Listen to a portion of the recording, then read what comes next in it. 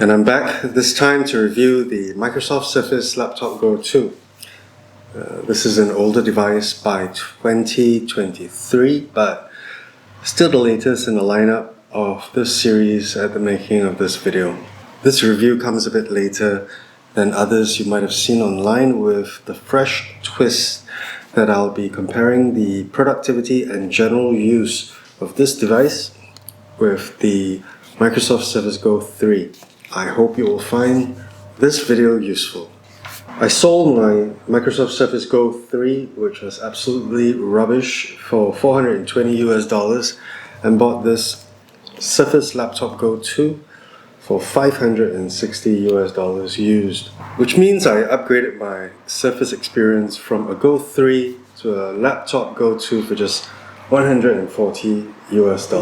The Surface Go 3 was barely usable in my opinion because the battery was terrible and the performance lackluster. I wanted to like it. I tried so hard to like it, but the user experience was just poorly thought out. I wasn't able to use the device effectively for audio editing, music production, light video editing, and productivity. All that is possible with the Surface Laptop Go. It just works. I know what some of you might say. The Surface Go 3 was just not meant for that kind of work. But you can do that even with earlier versions of the iPad and almost every phone today. The issue is that for general use, the Surface Go 3 doesn't sleep very reliably. Often when I wake the device after taking it out of my backpack, there isn't enough battery for general use, such as finishing a movie with the residual power that's left. Some of the obvious disadvantages of the Surface Laptop Go 2 are the lack of a backlit keyboard.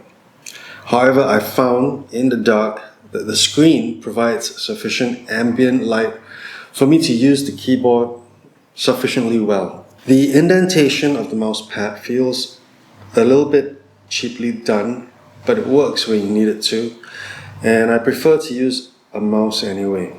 You cannot use Surface pens with the Laptop Go. However, this screen is a touch screen. I feel, even if I could use a pen, that it would be quite awkward to use a stylus while using this laptop in the normal clamshell configuration that it was designed for.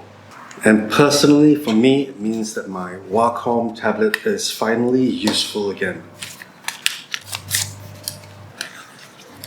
In practical use, audio editing and even music production is totally doable on the Surface Laptop Go 2.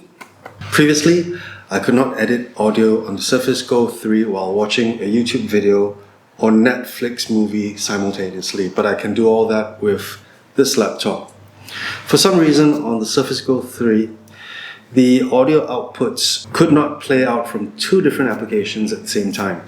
So I'm really glad, at least for my own personal workflow, that I can watch a movie while doing light audio editing. I know that's counterproductive, but it's good to have the option to be able to do that. When hooking up my Surface Go 3 to an external display, there is a noticeable slowdown in performance on the Surface Go 3. That is not the case with the Surface Laptop Go 2, within reason of course. Digital audio workstation mixing, that is to say playing and recording multiple streams of audio with plugins, is a breeze with the Surface Laptop Go 2. Surprisingly, I'm also able to run Davinci Resolve for video editing and perform basic color corrections and apply motion graphics on the Laptop Go reasonably well. In fact, this video is completely edited on the Surface Go 2 with Davinci Resolve. The screen resolution issue being less than true HD is a non-issue for me. DPI also matters in relation to the viewing distance from the screen. When you use a tablet, you tend to hold the screen up close to your face like this, but when you're using a laptop, you tend to use it with a little bit more distance.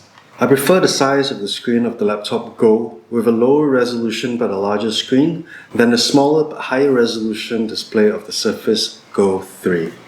Overall, I could not be happier with this switch. The Surface Go 3 was released in September 2021.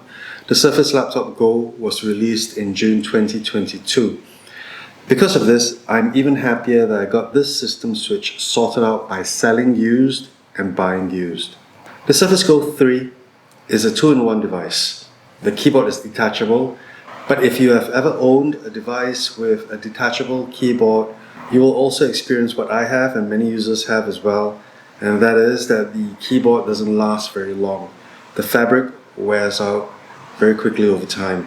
I've had the Surface Go 1 and Surface Go 3 and I've gone through 3 keyboard changes. All 3 of them don't work anymore.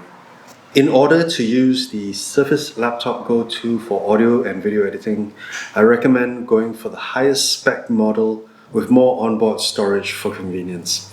Even though you can hook up an external hard drive either via USB-C or USB-A, which is excellent connectivity on this device, because you can hook up your old hard drives that are connected via USB-A easily to the Surface Laptop Go. None of all this matters to me if this mobile device doesn't have a reliable battery to match. The Surface Go 3 battery stunk. With the Surface Laptop Go 2, I found that I felt confident about the battery and power management. If I close the lid at 76% battery, I'm confident that I won't be too far off when I wake the device hours later. I don't get the same confidence with the Surface Go 3. And that's it. I hope you found this video helpful. Thank you so much for watching.